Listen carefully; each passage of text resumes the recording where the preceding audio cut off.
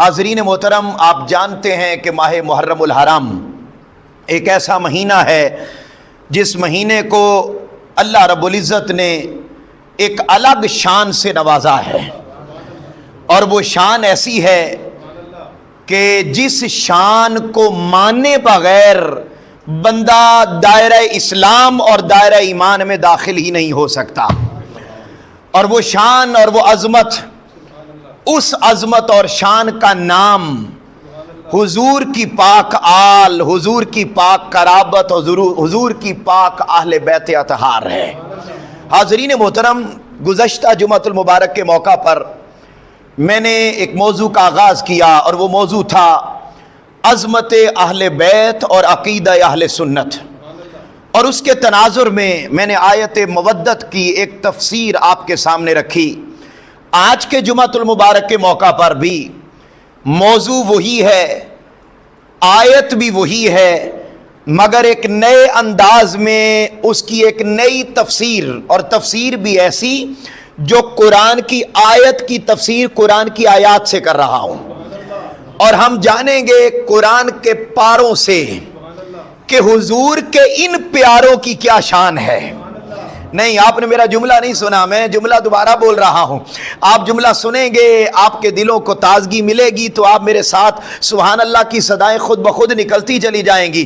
ذرا دیکھیے، ایک سادہ سا جملہ ذہن میں رکھ کر میری آج کی گفتگو کو سنیں۔ ویسے تو جس بھی عالم کی، جس بھی اسکالر کی جو بھی سنی جائے اور جو بھی اس کے نتیجے میں عمل کیا جائے، خدا کی عزت کی قسم 10 محرم الحرام کو اگر امام عالی مقام امام حسین علیہ السلام رضی اللہ عنہ اگر آپ قربانی نہ دیتے، تو شاعر نے کیا خوب جملہ بولا، اس نے کہا حسین گر نہ شہید ہوتا، حسین گر نہ شہید ہوتا تو آج گھر گھر یزید ہوتا۔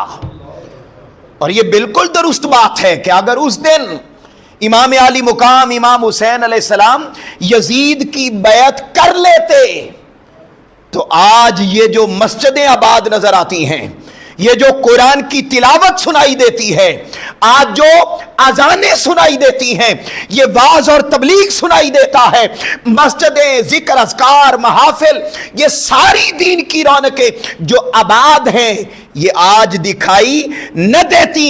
خدا کی عزت کی قسم کھا کے کہہ رہا ہوں کہ یہ جو ساری رونقیں نظر آتی ہیں، یہ فقط تاجدار کائنات محمد مصطفیٰ صلی اللہ علیہ وآلہ وسلم کے پاک نواسے کی پاک شہادت کا صدقہ ہے۔ اس لیے ذرا محبت کے ساتھ میری بات کو سنیے۔ میں نے قرآن مجید کی ایک آیت تلاوت کی آپ کے سامنے۔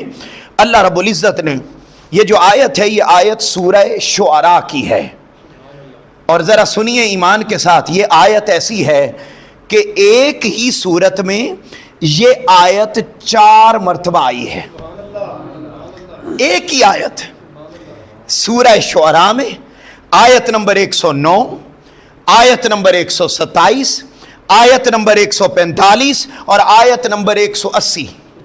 4 مرتبہ ایک ہی آیت ایک ہی صورت میں آئی ہے۔ اچھا، آئیے قرآن سے پوچھ لیتے ہیں یہ کیوں آئی، کیسے آئی، اس کا پس منظر کیا ہے۔ آیت ذرا سنیے۔ اللہ رب العزت نے قرآن مجید میں ارشاد فرمایا، وما اسألکم علیہ من اجر ان اجری الا علی رب العالمین۔ زمانہ ہے حضرت نوح علیہ السلام کا، پہلی مرتبہ جہاں یہ آیت اتری، آیت نمبر 109۔ زمانہ ہے حضرت نوح علیہ السلام کا۔ سفر میں نے بڑا طویل کرنا ہے، ٹائم بڑا مختصر سا ہے، اس لیے بس محبتوں کے گلدستے بن کر اپنے دلوں کو، میری گفتگو کو سنتے چلے جائیں۔ حضرت نوح علیہ السلام کا زمانہ ہے۔ حضرت نوح علیہ السلام کے امتی، انہوں نے کچھ کپڑے لیے، کچھ کھانے پینے کا سامان لیا، کچھ چیزیں لے کر ایک ڈھیر بنا کے ایک گٹھڑی میں باندھ کر حضرت نوح علیہ السلام کی بارگاہ میں لے آئے، اور آ کر عرض کرنے لگے، اے اللہ کے رسول اے اللہ کے رسول علیہ السلام، آپ نے ہمیں ایمان کی نعمت سے نوازا، آپ نے ہمیں دین کی نعمت سے نوازا، آپ نے ہمیں طوفان نوح سے بچایا، آپ نے ہمیں کشتی میں سوار کیا. یہ سارا کچھ جو ہم آپ کے پاس لے کر آئے ہیں نا، یہ اس لیے لے کر آئے ہیں کہ اس نیکی کا بدلہ چکا سکیں. یہ کنہوں نے کہا؟ حضرت نوح علیہ السلام کی امتیوں نے. یہ اس کا بدلہ، اس کی اجرت، اس کا معاوضہ آپ کی بارگاہ میں لے کر آئے ہیں. آپ نے ہمیں دین دیا، آپ نے ہمیں اللہ کی پہچان کروائی، آپ نے ہمیں نیکی و ہدایت کا راستہ دیا، آپ نے ہمیں طوفان نوح سے بچایا، آپ نے ہمیں کشتی پر سوار کیا. یہ اس کے بدلے میں ہماری طرف سے کچھ اجرت قبول فرما لیں. آپ نے بات سنی، سن کر اپنے امتیوں کو جواب دیا، وما اسألکم علیہ من اجر، میں تم سے کوئی بدلہ نہیں چاہتا، ان اجری الا علی رب العالمین، میرا رب مجھے اس ساری نیکی کے بدلے میں اجر عطا فرمائے گا. یہ پہلا موقع. پھر یہی کام حضرت ہود علیہ السلام کے زمانے میں آ جائیے. حضرت نوح علیہ السلام کا زمانہ گزر گیا، حضرت ہود علیہ السلام کا زمانہ آ گیا. حضرت ہود علیہ السلام نے لوگوں کو نیکی کی دعوت دی، ہدایت پر لے کر آئے، پیغام الہی سنایا، پیغام ہدایت سنایا. حاضرین محترم، جب سنا لیا، یہی سیم پریکٹس حضرت ہود علیہ السلام کی امتیوں نے کی. انہوں نے بھی کچھ سامان لیا، کچھ کپڑے لیے، کچھ کھانے پینے کا چیزیں لے کر ایک ڈھیر بنا کے اپنے نبی حضرت ہود علیہ السلام کی بارگاہ میں لے آئے اور آ کر عرض کرنے لگے، یہ اس نیکی کا اجر ہے جو آپ نے ہمارے ساتھ کیا ہے. قربان جاؤں، آپ نے بھی، حضرت ہود علیہ السلام نے بھی یہی جواب ارشاد فرمایا. اور کیا ارشاد فرمایا؟ وما اسألکم علیہ من اجر، میں تم سے کوئی اجر حاصل نہیں کرتا، کوئی اجرت اور معاوضہ نہیں چاہتا. ان اجری الا علی رب العالمین، میری ہر نیکی اور عمل کا اجر میرا رب مجھے عطا فرمائے گا. دو باتیں ہو گئیں. تیسری بات، زمانہ آ گیا حضرت شعیب علیہ السلام کا. مختصر کر رہا ہوں. حضرت شعیب علیہ السلام کا زمانہ آ گیا. آپ کے زمانے میں بھی سیم یہی ہوا. آپ کے امتیوں نے بھی سامان لیا، حضرت شعیب علیہ السلام کی بارگاہ میں آ گئے، آ کر عرض کرنے لگے، یا حضرت آپ نے ہمیں دین دیا، آپ نے ہمیں خدا کی نعمت دی، آپ نے ہمیں ہدایت کا پیغام دیا، یہ اس کے بدلے میں ہم کچھ اجرت لے کر آئے ہیں، قبول فرما لیں. آپ نے بھی جواب دیا، وما اسألکم علیہ من اجر ان اجری الا علی رب العالمین. میرے امتیو، میں تم سے کچھ نہیں مانگتا، میرا اجر مجھے میرا رب عطا فرمائے گا. چوتھا مقام، زمانہ آ گیا حضرت صالح علیہ السلام کا. بولیے کون سا زمانہ آ گیا؟ حضرت صالح علیہ السلام کا. آپ نے اپنے امتیوں کو دین کا پیغام دیا، اللہ کی ہدایت کا پیغام دیا، اللہ کی کتاب کا پیغام دیا، صعوبتیں مشکلات برداشت کر کے دین کی نعمت اپنے امتیوں کو عطا فرمائی. جب فرما دی، آپ کے امتیوں نے بھی محسوس کیا کہ ہم کیوں نہ، ہمارے نبی نے ہمارے ساتھ نیکی کی ہے، کیوں نہ ہم کچھ بدلہ تحفہ دے آئیں. حاضرین محترم، حضرت نوح، حضرت صالح علیہ السلام کے امتی وہ بھی آئے اور آ کر کچھ تحفہ، ہدیہ، کھانا، کچھ سامان، کچھ کپڑے حضرت صالح علیہ السلام کی بارگاہ میں پیش کیے. جب آپ کی بارگاہ میں پیش کیے، آپ نے بھی وہی جواب دیا جو حضرت نوح علیہ السلام نے دیا تھا، وہی جواب دیا جو حضرت ہود علیہ السلام نے دیا تھا، وہی جواب دیا جو حضرت شعیب علیہ السلام نے دیا. اور جواب کیا تھا؟ وما اسألکم علیہ من اجر ان اجری الا علی رب العالمین. اے میرے امتیو، میں تم سے کوئی بدلہ نہیں چاہتا، میرے ہر عمل کا بدلہ مجھے میرا رب عطا فرمائے گا. دوستو، اب یہاں دیکھیے، ایک ہی آیت ایک ہی صورت میں 4 مرتبہ اتری. زمانے گزرتے گئے، صدیاں گزرتی گئیں، دور گزرتے گئے، وہ دور آ گیا جو دور کائنات کے سب ادوار سے سب سے پیارا دور ہے، اور وہ دور کوئی اور نہیں، وہ دور آمنہ کے لال محمد مصطفیٰ کا دور ہے۔ توجہ رکھیے گا میری بات کی طرف، حاضرین محترم نچوڑ دے رہا ہوں میری آج کی گفتگو کا پہلا پوائنٹ۔ حاضرین محترم، میں نے عرض کیا ایک ہی آیت قرآن مجید کی سورہ شعراء میں 4 مرتبہ اتری، ایک ہی معاملہ ہوا، اللہ کے پیغمبروں نے جواب بھی ایک ہی دیا، ہم تم سے کچھ نہیں مانگتے، ہمارا اجر ہمارے رب نے دینا ہے۔ زمانہ آ گیا آمنہ کے لال محمد مصطفیٰ کا صلی اللہ علیہ وآلہ وسلم، دور آ گیا زہرا کے بابا کا۔ میں نے کہنا نہ پئے، ہاں جملے میرے سنتے جائیں، محسوس کریں اپنے دلوں میں کہ ہم کس محبت کا تذکرہ کر رہے ہیں، کن ہستیوں کا تذکرہ کر رہے ہیں، کہ آپ نے اگر کلمہ پڑھ لیا ہو، کیا لا الہ محمد الرسول اللہ، کلمہ پڑھ لیا ہو اور دل میں ان ہستیوں کی محبت نہ ہو تو آپ کا نہ ایمان قبول ہے نہ اسلام قبول ہے۔ یہ اس قدر اہم ہے اسلام کی ہسٹری میں۔ اب ذرا سنیے حاضرین محترم، زمانہ آ گیا سیدہ زہرا کے بابا کا، زمانہ آ گیا حسنین کریمین کے نانا کا، دور آ گیا سید الانبیاء کا، دور آ گیا وجہ تخلیق کائنات کا۔ تو حاضرین محترم، مسجد نبوی ہے، ایک دن صحابہ کرام نے بھی وہی سوچا جو حضرت نوح علیہ السلام کی قوم نے سوچا تھا، جو حضرت ہود علیہ السلام کی قوم نے سوچا تھا، حضرت شعیب علیہ السلام کی قوم نے سوچا تھا، حضرت صالح علیہ السلام کی قوم نے سوچا تھا۔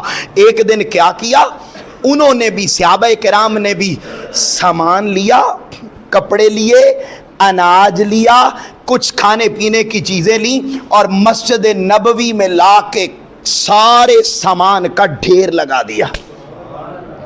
آقا علیہ السلام تشریف لائے مسجد نبوی میں، پوچھا میرے صحابہ یہ کیا ہے؟ عرض کیا حضور آپ نے ہمیں قرآن دیا، آپ نے ہمیں دین اسلام دیا، یہاں تک کہ آپ نے ہی ہمیں رحمان عطا کیا،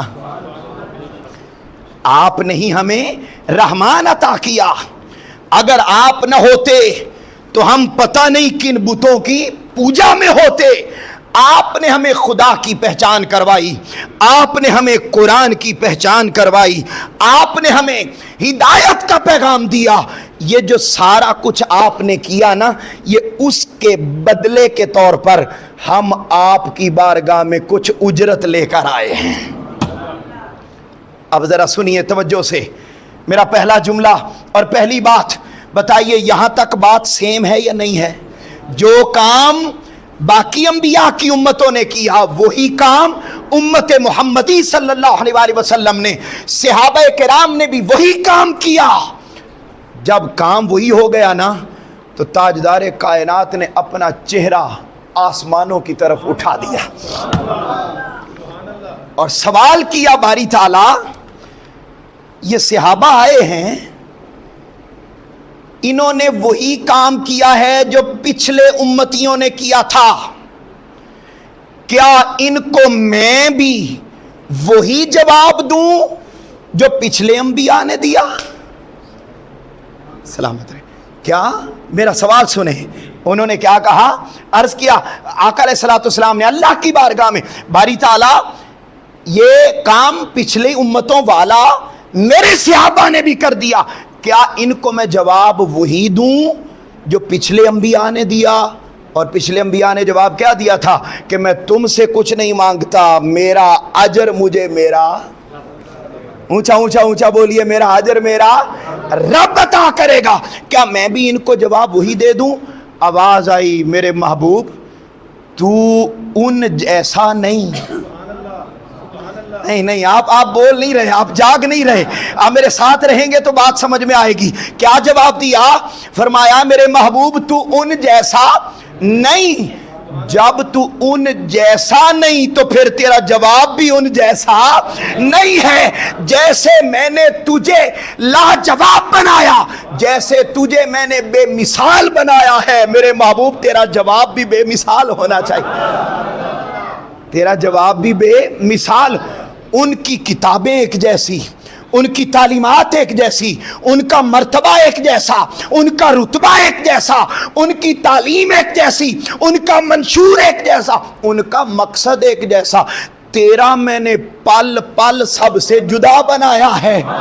جب تجھے میں نے سارے انبیاء سے, سارے رسولوں سے, ساری کائنات سے اپنے بعد سب سے افضل بنایا ہے تو تیرا جواب بھی ان جیسا نہیں ہوگا, تیرا جواب بھی لاجواب ہوگا. پھر باری تعالیٰ اگر میرا جواب لاجواب ہوگا تو پھر تو ہی بتا کہ میرا جواب کیا ہونا چاہیے. تو ہی بتا کہ میرا جواب. کام تو سیم ہو گیا. پچھلے امتیوں کے نبی بھی کھانا پینا چیزیں لے کر آتے رہے, میرے امتی میرے صحابہ بھی کھانا پینا چیزیں لے کر آ گئے ہیں. بتا میں کیا جواب دوں, قربان جاؤں. فرمایا میرے محبوب جواب تو میں دوں گا لیکن زبان تیری ہوگی. اور یاد رکھ لیں میں کوئی ایک جملہ بھی فقط محبت میں نہیں بول رہا, یہ ایک ایک جملہ اس آیت کے ترجمے سے واضح ہو جائے گا. اس کا پہلا لفظ پچھلے انبیاء کی امتیں سامان لاتی رہیں, اجرت لاتی رہیں. اللہ نے آیت اتار کے کہا اور پچھلے انبیاء نے جواب دیا ہم تم سے کچھ نہیں مانگتے, ہمارا اجر ہمارا رب عطا کرے گا. وہی کام صحابہ نے کیا رضوان اللہ مجمعین, انہوں نے کیا. قربان جاؤں ادھر جب باری آمنہ کے لال کی آئی تو عمل تو وہی تھا مگر جواب لاجواب تھا. اور کیا جواب تھا؟ فرمایا میرے محبوب کل, اے محبوب بات میری ہے مگر زبان تیری ہوگی. کل آپ فرما دیں. کل کا کیا معنی ہے؟ آپ فرما دیں. لا اسألکم علیہ اجرن, میں تم سے کوئی اجرت طلب نہیں کرتا. یہاں تک بھی بات سیم ہے, پچھلے انبیاء نے بھی کہا تھا ہم تم سے کوئی اجرت طلب نہیں کرتے. آقا علیہ السلام نے بھی فرمایا میں تم سے کوئی بدلہ کوئی اجرت طلب نہیں کرتا. اب وہاں تھا کہ میرا اجر مجھے میرا رب عطا کرے گا. قربان جاؤں آمنہ کے لال آپ کی عظمت پر, آپ کی پاک آل کی عظمت پر, آپ کی پاک قرابت پر کہ ادھر جواب بدل گیا کیونکہ شانیں بدل گئیں, مقام اور مرتبہ بدل گیا, عظمتیں بدل گئیں, رفعتیں بدل گئیں, مقام بدل گیا, مقصد بدل گیا, منشور بدل گیا.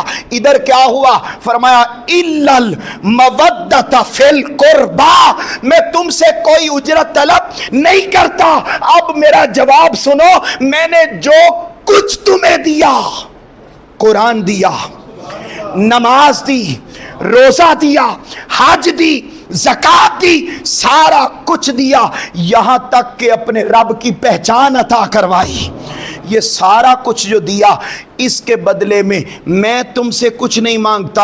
الا المودۃ فی القربى, صرف ایک شے مانگتا ہوں کہ میری قرابت کے ساتھ مودت اختیار کر لینا.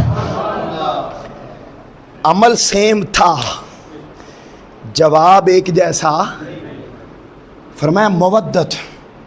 قربان جاؤں صحابہ کرام کی عظمت اور شان پر کہ جو سامنے کھڑے تھے نا پوچھنے والے, وہ پوچھنے والے بھی کوئی اور نہیں تھے, وہ بھی عظمتوں والے پاک صحابہ تھے. بولیے کیا؟ عظمتوں والے پاک صحابہ تھے. انہوں نے آقا سے پوچھ لیا یا رسول اللہ صلی اللہ علیہ وسلم یہ جو یہ جو جن کی محبت ہم پر فرض کر دی گئی، یہ کون ہیں؟ یاد رکھ لیں، اہل بیت میں آقا علیہ الصلوۃ والسلام کے تمام نواسے نواسیاں شامل ہیں، آقا علیہ السلام کے چچا شامل ہیں، آقا علیہ السلام کی پھوپھی شامل ہیں، بنو ہاشم شامل ہیں، مگر یہ سب اہل بیت میں شامل ہیں، ان کا ادب احترام وہ بھی لازم ہے، مگر اس مقام پر یہ جو آیت اتری لا سالکم علیہ اجرا الا المودۃ فی القربى، صحابہ کرام نے پوچھ لیا، معجم الکبیر پڑھ لیجئے، مسند احمد بن حنبل پڑھ لیجئے، سنن ترمذی پڑھ لیجئے۔ میں تو شکر کر رہا تھا، رات جب میں یہ لکھ رہا تھا، یہ سارا میں جب لکھ رہا تھا، تیاری کر رہا تھا، تو میرے ذہن میں ایک سوال آیا، شکر ہے صحابہ کرام بڑے سمجھدار تھے کہ انہوں نے آقا علیہ السلام سے پوچھ لیا۔ اب آگے ذرا آپ کو بات ابھی کلیئر نہیں ہوئی کہ پوچھا کیا۔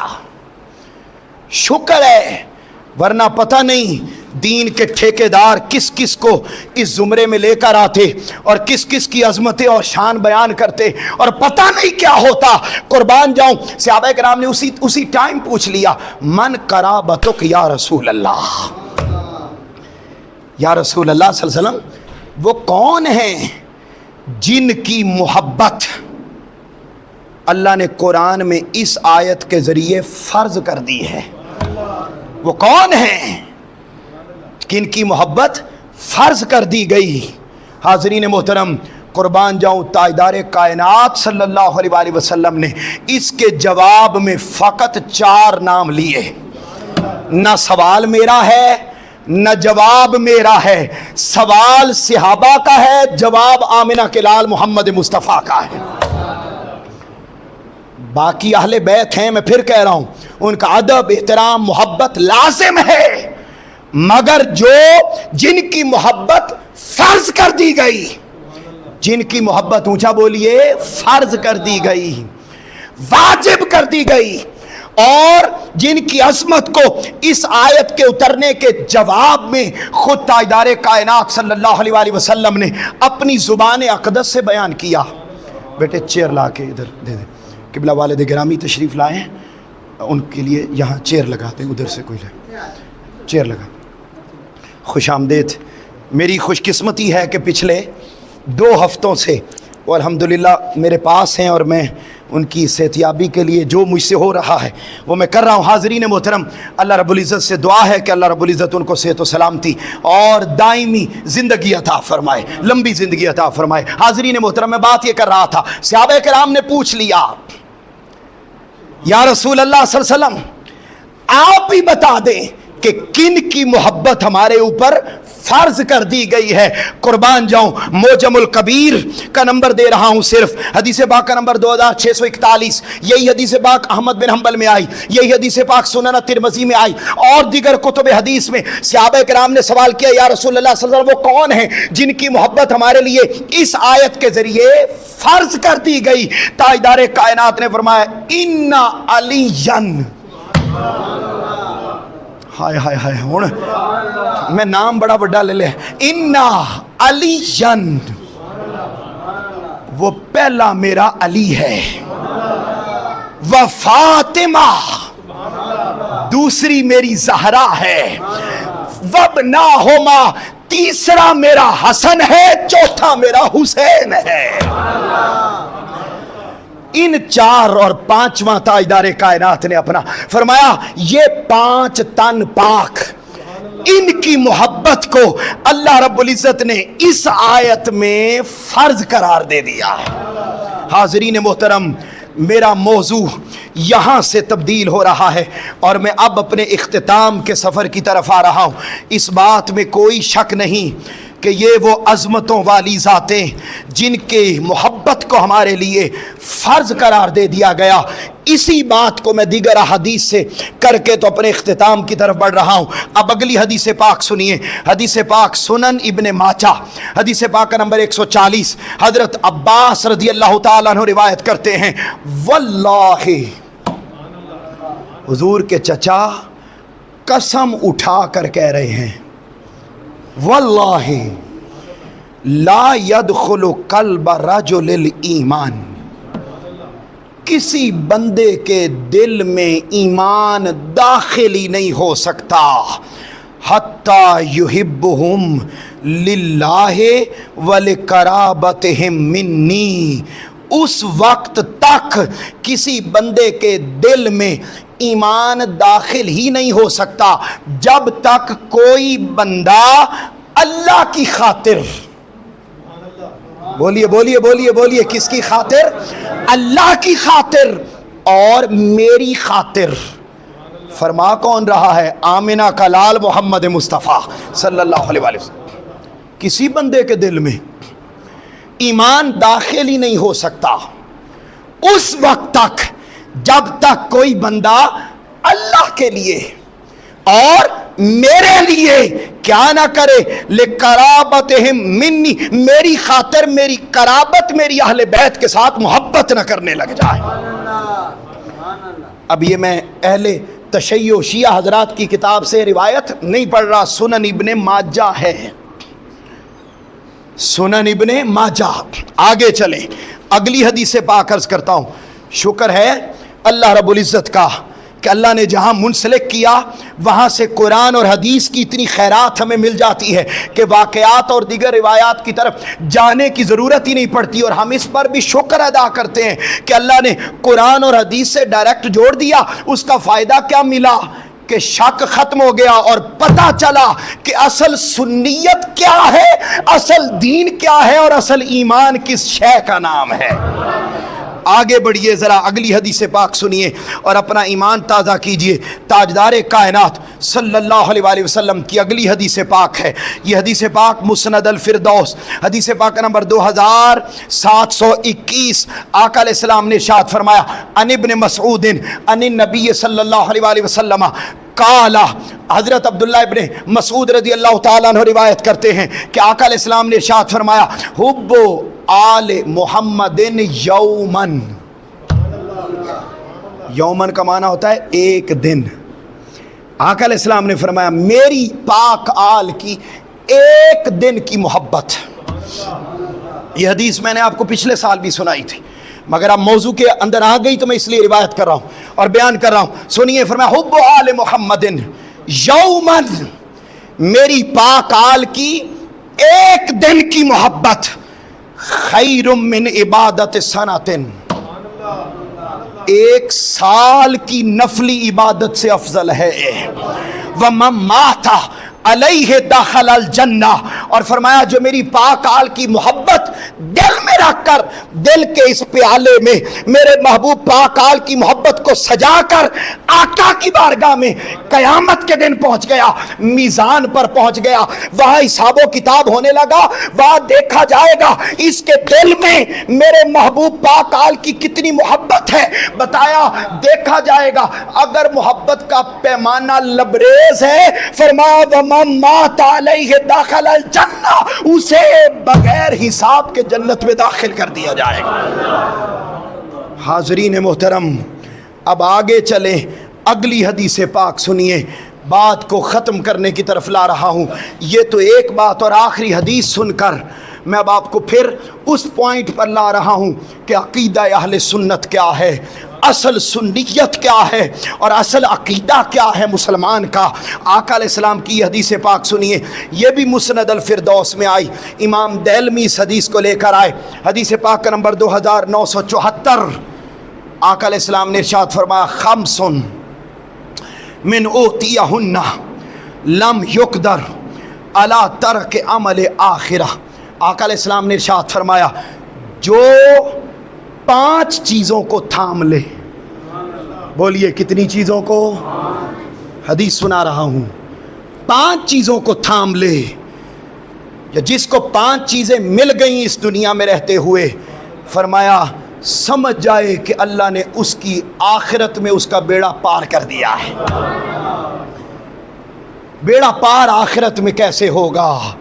نمبر 1 فرمایا زوجۃ صالحہ، جس کو نیک بیوی میسر آ گئی اس دنیا میں رہتے ہوئے، صالح بیوی میسر آ گئی، فرمایا اس کی آخرت اچھی. نمبر 1 وَبَنُونَ أَبْرَارٌ، جس کو اللہ نے نیک اولاد عطا کر دی.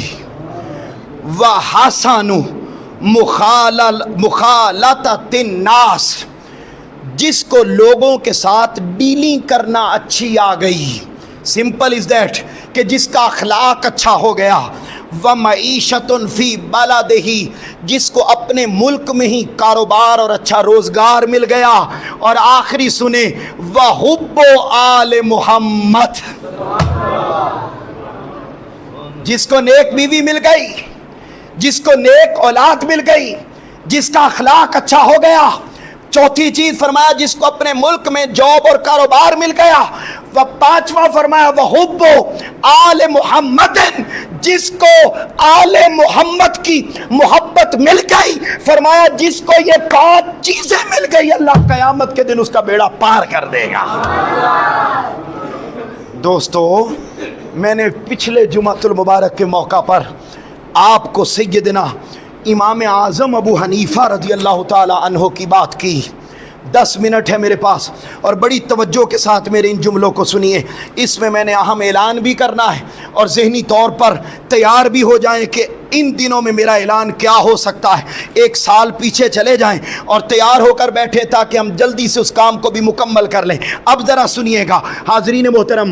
میں نے امام اعظم ابو حنیفہ کی بات کی کہ آپ کو جیل میں ڈالا اور آپ پر ظلم و ستم کیے گئے.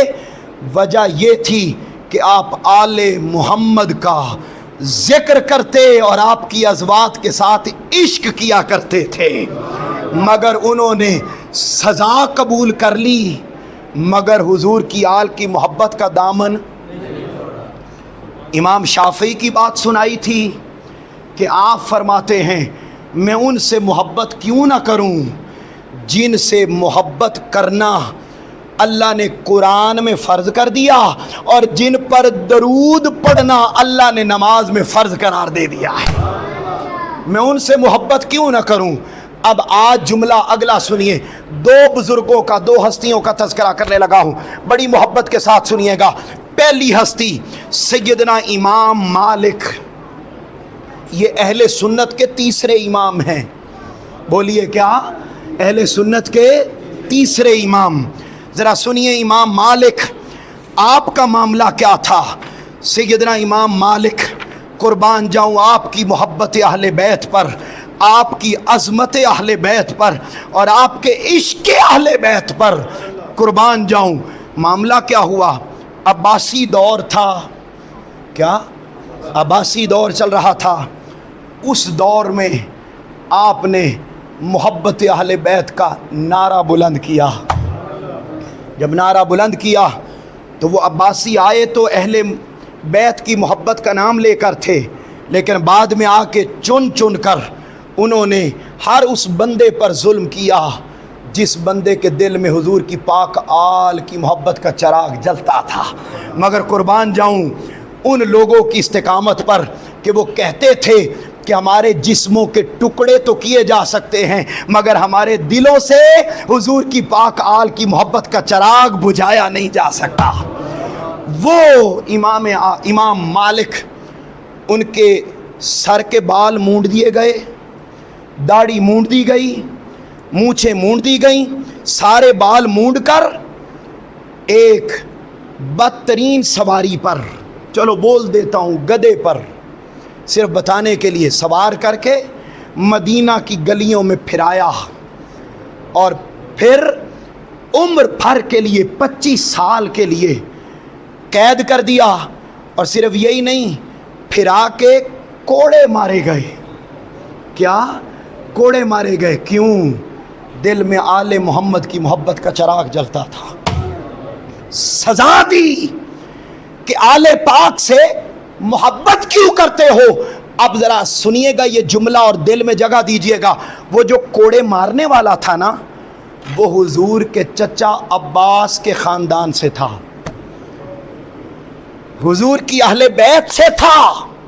وہ مارنے والا حضور کے رشتہ داروں میں سے تھا، رشتہ داروں کے قریبی رشتوں میں سے تھا. وہ مارنے والا، وہ ادھر آپ کو کوڑا مارتا تو کوڑے پر ہائے نہیں کرتے تھے، بلکہ اسی لمحے اس کوڑے مارنے والے کو کہتے ہیں کوڑے مارنے والے تو نے محبت آل پاک میں مجھے کوڑا مارا ہے، میں جاؤ اس کوڑے مارنے کے بدلے میں ابھی تمہیں میں معاف کرتا ہوں۔ کوڑے لگ گئے، سزا مکمل ہو گئی، 25 سال قید میں رہے، وہیں قید میں وفات ہوئی۔ جب پوچھا کہ آپ مارنے والے کو معاف کیوں کر دیتے تھے، کہتے تھے وہ نہ مارنے والا میرے محبوب محمد مصطفیٰ صلی اللہ علیہ وآلہ وسلم کی قرابت یعنی حضور کے چچا کے رشتہ داروں میں سے تھا، میں نہیں چاہتا تھا کہ کئی قیامت کا دن آئے اور قیامت کے دن اس کوڑے مارنے والے کو میری وجہ سے اللہ عذاب دے دے جبکہ اس کا تعلق میرے حضور کے خاندان سے ہو۔ نہیں سمجھے آپ میری بات کو؟ کہتے ہیں میں نہیں چاہیے، یہ ہے حضور کے خاندان کا حیا جو امام مالک کرتے، یہ ہے ادب جو حضور کے خاندان کے ساتھ امام مالک کرتے۔ بازار سے سید گزر جاتا، ادھر پڑھا رہے ہوتے، امام مالک اٹھ کے کھڑے ہو جاتے، میرے حضور کی اولاد میں سے جا رہا ہے۔ یہ سادات کا ادب، یہ حضور کی آل اور حضور کی قرابت کا ادب۔ اور آگے چلو، بات ختم ہو رہی ہے، ٹائم بھی ختم ہو گیا، میں نے اور کچھ واقعات بھی آج آپ کے سامنے ذکر کرنے تھے، کوئی بات نہیں، اگلے جمعے صحیح، لیکن ایک ذکر کرنا چاہتا ہوں۔ یہ دن چل رہے ہیں، میرا تعلق، میرے والدین کا تعلق، میرے گھرانے کا تعلق پاک پتن سے ہے، اور ان دنوں میں وہ اجودن جو کبھی ہندوؤں کا گڑھ ہوا کرتا تھا، قربان جاؤں بابا فرید الدین گنج شکر آپ کی عظمت پر کہ آپ نے قدم رکھا، وہ اجودن جو ہندوؤں کا تھا وہ پاک پتن ہو گیا۔ پتن کہتے ہیں کنارے کو، پاک کنارہ، اور ایسا اسلام کا گڑھ بنا۔ ان کا عرس چل رہا ہے ان دنوں میں، اور انہوں نے آل پاک کی محبت میں کیا کہا، میں نے کہا یہ بھی تذکرہ ذرا ہو جائے۔ آج پہلی بار عرض کر رہا ہوں آپ کے سامنے، پہلی روایت عرض کر رہا ہوں۔ حضرت بابا فرید الدین گنج شکر رحمۃ اللہ علیہ حضور کی پاک آل کے بارے میں فرماتے ہیں، آج اگر 5 منٹ اوپر ہو جائیں تو میں ایڈوانس معذرت خواہ ہوں، ذرا محبت کے ساتھ حضور کی پاک آل کا تذکرہ سننا ہے، اور اگر ان دنوں میں بھی نہیں سننا، میں نے کل ایک لائن لکھی تھی، اگرچہ بہت دلوں پہ گراں گزرے مگر خدا کی عزت کی قسم جملہ سچ ہے، آپ کو پسند آئے تو داد دے دیجئے گا۔ اگر ان دنوں میں بھی کوئی عالم اور کوئی مسلمان حضور کی پاک آل کا نہ ذکر کرتا ہے نہ سنتا ہے تو سمجھ لو اس بندے کی تبلیغ نہیں ہے، تخریب ہے، وہ دین کے نام پر تخریب کر رہا ہے۔ دین وہی ہے جو پاک آل کی محبت کا چراغ دل میں سجا کر کی جائے۔ سنو حاضرین محترم، حضرت بابا فرید الدین گنج شکر رحمۃ اللہ علیہ آپ کیا فرماتے ہیں؟ آپ فرماتے ہیں اہل بیت کی محبت دین کی اصل ہے، اور جو اہل بیت کی محبت سے دل خالی ہے اس کا دل سخت ہے، اور وہ ایمان کی دولت سے بھی ہمیشہ کے لیے محروم کر دیا گیا۔ یہ کون فرما رہا ہے؟ بابا فرید الدین گنج شکر۔ دوسرا جملہ سنیے، آپ فرماتے ہیں اہل بیت کے غم میں رونا یہ دل کو نرم کرتا ہے۔ امام حسین علیہ السلام کا ذکر کر کے دلوں میں آنسو آ جانا یہ کوئی شرک اور بدعت نہیں ہے، یہ خود آمنہ کے لال محمد مصطفیٰ کی سنت ہے۔ تاجدار کائنات صلی اللہ علیہ وسلم اپنی حیات طیبہ میں امام حسین علیہ السلام کی شہادت کا ذکر کر کے کہ میرے اس بیٹے کو شہید کر دیا جائے گا، آنکھوں میں آنسو رواں ہوتے۔ آج اگر یہ سن کر کہ حضرت امام علی مقام کے جسم اطہر پر 32 نشان نیزوں کے لگے، 34 نشان تلواروں کے لگے، 134 نشان دیگر اوزار کے لگے، اگر آج دل میں رکت طاری ہو جائے اور آنسو چھلک پڑے تو پریشان نہیں ہونا کہ کہیں یہ شرک اور بدعت ہو گیا، بلکہ سمجھ جانا اللہ نے ایمان کی دولت سے نواز رکھا ہے، محمد مصطفیٰ کی سنت ادا ہو رہی ہے۔ صلی اللہ علیہ وآلہ وسلم فرمایا آل محمد کی محبت اور ان کی یاد میں رونا یہ کیا کرتا ہے؟ دل کو نرم کرتا ہے اور ایمان کے چراغ کو روشن کر دیتا ہے۔ پھر فرماتے ہیں خاندان نبوت کی تعظیم کرنا یہ کیا کرتا ہے؟ یہ دل کو روشن کرتا ہے۔ اور آخری 3 اشعار ان کے سنیے، وہ کہتے ہیں فریدہ عشق نبی تے آل دی اے عشق نہ کدے موڑے جنا دل پیار علی دا اور رب کو لو نہ ڈرے۔ وہ کیا کہتے ہیں نبی پاک اور ان کی آل کا عشق کبھی نہ چھوڑنا، کیونکہ جس دل میں علی اور آل پاک کی محبت کا چراغ جل رہا ہو وہ اللہ کے سوا کبھی کسی سے ڈرتا نہیں ہے۔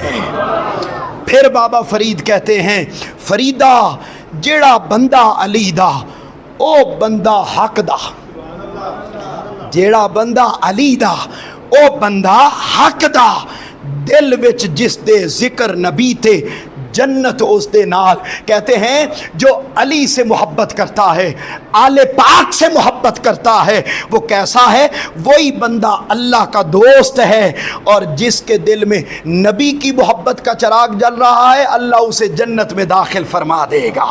اور آخری جملہ کہتے ہیں بابا فرید الدین گنج شکر رحمت اللہ علیہ، آپ فرماتے ہیں فریدہ سیداں دا ادب کر۔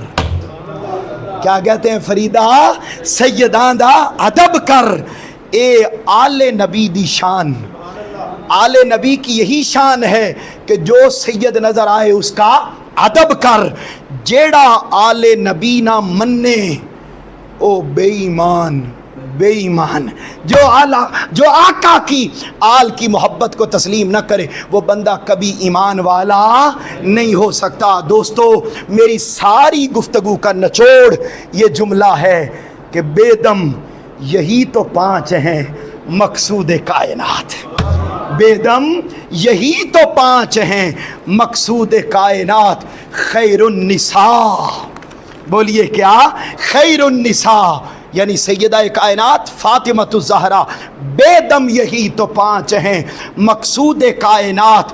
خیر النساء حسین، علی، حسین، حسن، مصطفیٰ، علی۔ ان 5 کی محبت دلوں میں رکھ کر زندگی جیو، اللہ رب العزت ایمان کی نعمت بھی عطا کرے گا، اپنی رضا کی نعمت بھی عطا فرما دے گا۔ حاضرین محترم آخری جملے ہیں بڑی محبت کے ساتھ، ہمیشہ کی طرح میرے اس بات کا بھی جواب دینا ہے۔ آپ جانتے ہیں الحمدللہ کل رات ہماری اس مسجد پاک میں 8ویں سالانہ، کون سے نمبر پر؟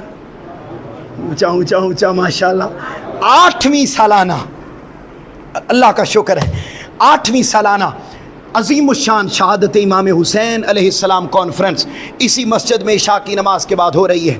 اور آپ کو معلوم ہے کہ میں پورا سال آپ سے کچھ نہیں مانگتا، صرف اس جمعہ کو آپ سے مانگتا ہوں اور اپنے لیے نہیں مانگتا، آپ کے ساتھ شریک ہو کر اس محفل کو کامیاب کروانے کے لیے ہم سب مل کر ایک اماؤنٹ اکٹھی کرتے ہیں، اور اکٹھی کر کے اس عظیم الشان کو حضور کی پاک آل کی عظمت کی محبت کی خیرات کو ہم کرنے کے لیے ہم یہ ساری ایفرٹ کرتے ہیں، آپ تعاون کرتے ہیں۔ میں چاہتا ہوں کہ جہاں بیٹھے ہیں ابھی اٹھیں، قبلہ کاری صاحب موجود ہیں، ان کو کل کے پروگرام کو کامیاب کروانے کے لیے، اور اس نیت کے ساتھ کہ یہ جو میں پیسہ خرچ کر رہا ہوں اس کے بدلے میں اللہ میری آل اور میری اولاد کے دلوں میں محبوب پاک آل کی محبت کا چراغ روشن کر دے گا۔ اس لیے کل سب سے پہلے تو خود آئے، اچھا کوئی بھی بیٹھے نا، 10 روپے بھی ہیں تو ضرور جمع کروائے تاکہ کل کی محفل کو کامیاب کیا جا سکے۔ اور یہ میں کہہ رہا ہوں 1 روپیہ بھی جو آپ پاک آل کی محبت میں خرچ کریں گے، خدا کی عزت کی قسم اس کے بدلے میں اللہ رب العزت دنیا میں بھی سرخرو کرے گا، آخرت میں بھی سرخرو کرے گا۔ اور سنو، قربان جاؤں حضور کی پاک آل کی خاطر تو لوگوں نے اپنی جانوں کے نذرانے پیش کیے، جو ہو سکے کوئی پیچھے نہ رہے. یہ کام تو ضروری ہے کہ ہم نے اس محفل پاک کو کامیاب کرنے کے لیے اپنا حصہ، اپنا تعاون جمع کروانا ہے، اور انشاءاللہ العزیز کل کی محفل پاک کو ہم نے کامیاب کرنے میں اپنا کردار ادا کرنا ہے. وہ ہو سکتا تھا تجویز آئی ہے کہ جھولی، تو میں یہ چاہتا ہوں کہ جھولی کے معاملات میں نہ پڑے. آپ خود ہی سمجھدار ہیں بھئی، ہم نے اس محبت پاک کو اور اس محفل پاک کو کامیاب بنانے میں اپنا کردار ادا کرنا ہے. آپ ہمیشہ اس میں اہم کردار ادا کرتے ہیں. کوئی دوست پیچھے نہ رہے، جس سے جو ہو سکے تعاون کریں تاکہ کل کی اس عظیم الشان کانفرنس کو کامیاب کیا جا سکے. اچھا، یہ تو ایک بات ہو گئی. اب اگلا جملہ سنیے، یاد رکھ لیں کوئی بھی چیز فقط پیسوں کی محتاج نہیں ہوتی. اصل بات یہ ہے کہ جو میسج اس سٹیج سے ملتا ہے حضور کے اصحاب کی عظمت کا، حضور کی پاک آل کی عظمت کا جو میسج ملتا ہے، اس میسج کو اون کیا جائے. کل محفل ہوگی صرف 2 گھنٹے کی. کتنے گھنٹوں کی؟ 3 علماء کرام بلائے ہیں. اس کا مطلب ہے طویل نعت خوانی نہیں ہوگی. 3 علماء کرام اور جید علماء کرام. آپ نے نام باہر فلیکس پر پڑھ لیے. 3 جید علماء کرام. اگر آگے سننے والے نہ ہوں تو مجھے بتائیے اتنے بڑے بڑے علماء کو بلانے میں میری اور آپ کی عزت ہے؟ بولے نا، عزت کیسے ہوگی کہ انہیں پتہ چلے کہ آپ واقعی رسول پورہ میں آئے ہیں. نہیں، جملہ نہیں سنا آپ نے. کس میں آئے ہیں؟